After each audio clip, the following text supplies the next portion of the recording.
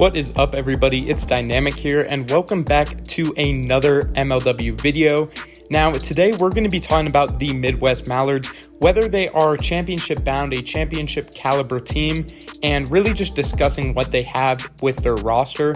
I will say that this video does include spoilers from the Mallards Wildcats game, but if you guys are watching this video, you are probably already on that. And one last thing I will say is we have just hit 800 subs finally. It was a crazy road. I'm super glad we got there, but now starts the road to 1,000 subscribers, which honestly would just be unreal for me. So if you guys like MLW content, please subscribe. That would be huge for me. And I'll also point out that once I hit 1,000 subscribers, I'm going to be doing like this 1,000 subscriber live stream where we're going to be giving away some stuff and then also debating MLW on stream. So it's going to be a ton of fun. So you guys are going to make sure that you don't miss out on that. But without further ado, let's get to talking about the Midwest Mallards. So if any of you guys are Mallards fans, you've probably noticed that I haven't really made a ton of videos on them this year. And honestly, that's because there's not really too much to talk about. They look great as a team. They are super deep. They have an MVP caliber player in Jordan Robles, who has just been dominant on all fronts, batting and pitching this year. I mean, he throws an incredible two-seam, has a lot of movement, and doesn't really do anything too gimmicky on the mound. So he's one of those pitchers that I really respect just because he throws an insane ball.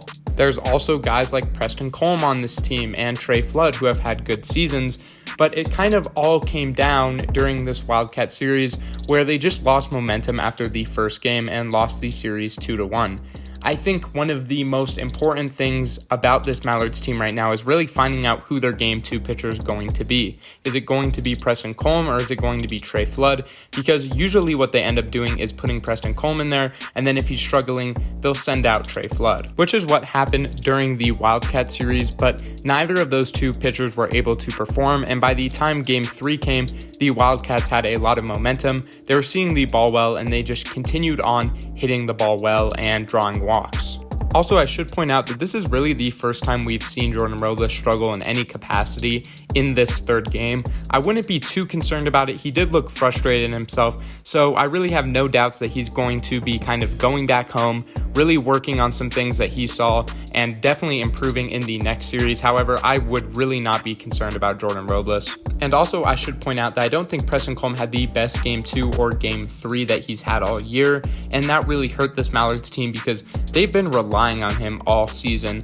But now I want to take some time to talk about what the weak points of this team is, because for so long this season, they have been pretty much unstoppable. So talking about some of the Mallards' weaknesses, well, something I'll point out right away that I just think is kind of interesting to think about is that the Mallards really struggle to sweep their opponents. They've won every series so far up to this point besides the Wildcat series in Slate 4, but they haven't swept a single opponent this year, and they also struggled to do that last year. So I think this team needs a little bit more of urgency going into those Game 3s or even sometimes the Game 2s and just trying to sweep, because sweeps in MLW are huge. They give you a ton of momentum going into the next series, and then they also almost destroy the team that you're playing. Like, being swept in MLW is really difficult to go through, and the Mallards need to do a better job of getting there with that.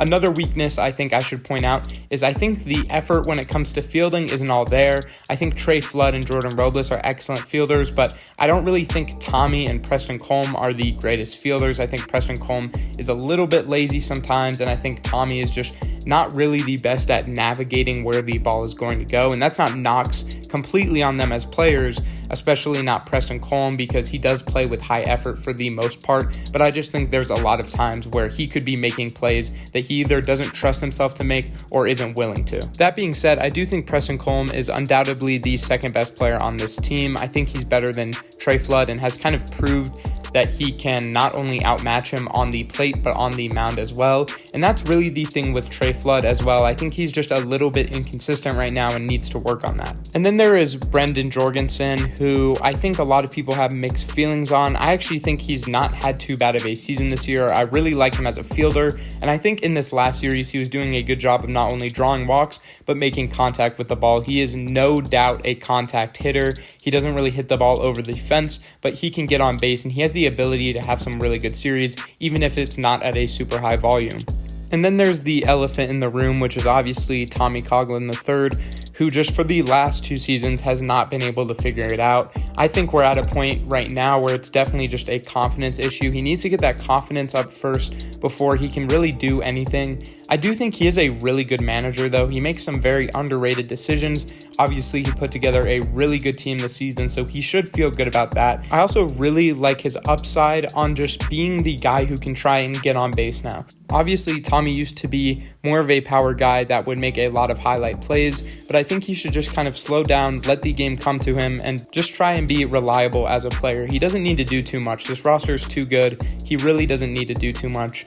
But I do think that he should get some more reps and play himself a little bit more. So after this loss, it's kind of hard to say if the Mallards are really going to be the number 1 seed still. They still have a really good record at 7-5, so I'm not at all concerned about them missing the playoffs. And their Slate 5 series comes against the Magic, who is a team that is very streaky and obviously could possibly win the series, but the Mallards would still be fine regardless, and I do think the Mallards will take that series 2-1 in my opinion. Mallards fans, though, I really do think that the biggest competition that the Mallards are going to face are teams that have heavy bats, number 1, and number 2, that can ride or die on momentum, because the Mallards are usually really consistent, but if they play a team that is just playing really well and has a lot of confidence and swagger, the Mallards usually kind of struggle to match that, or sometimes they will. So I really think teams like, for example, the Cobras, teams like the Magic, teams like the Wildcats are teams that you have to be kind of scared of because they are very heavily based off momentum, and you saw in this series, the Wildcats got momentum and really just started running with it, and no one on the Mallards really came up and said, hey, we're fine, let's get our energy back. You didn't really see that in these series. They were kind of just fighting to stay alive, and I think the Mallards need a little bit more of that. I don't want to speak for them. Obviously, I wasn't there at the series. I didn't see everything that goes down. That's just kind of the vibe I get, so I could be completely wrong on that, but in my opinion, they will be just fine going into the playoffs. And then when that happens, we'll take a look at their playoff schedule and see if they have a good chance of being a championship team.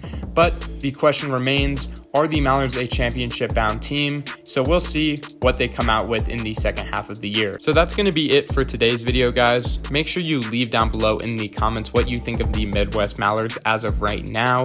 Do you think that they are a championship-ready team? Do you think they're going to win the championship? Especially after this series, there's probably a little bit more questions than there was after Slate 3. So let me know what you guys think. Thank y'all for watching. Let's get to 1,000 subs, and peace.